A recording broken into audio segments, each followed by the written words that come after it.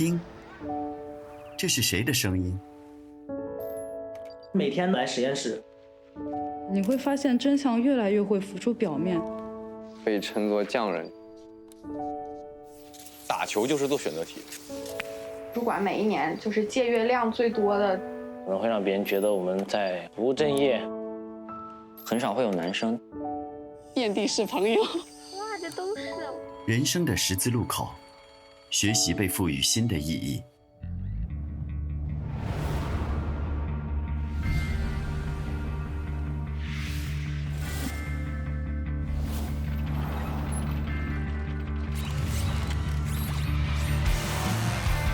大学，青春的中转站，学子们踏上不同的专业道路，终于不再为背诵全文而苦恼。新的知识体系，新的起点。